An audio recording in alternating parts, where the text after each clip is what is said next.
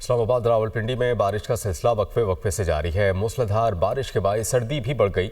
मौसम का हाल जानते हैं दुनिया न्यूज़ के नुमाइंदी फौजिया अली से। दुनिया न्यूज़ की नुमाइंदी फौजिया अली बताएंगी मजीद।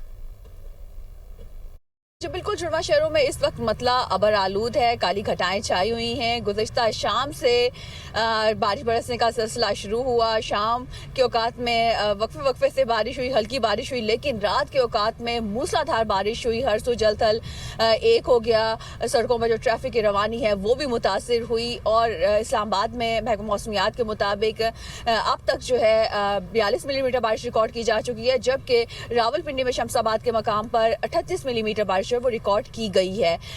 बारिश बरसने के बायस सर्दी की शिद्दत में भी काफ़ी इजाफा हो गया। रात के दर्जा हरारत में वाज़े कमी आई। इस वक्त दर्जा हरारत इस्लामाबाद का 5 डिग्री सेंटीग्रेड है।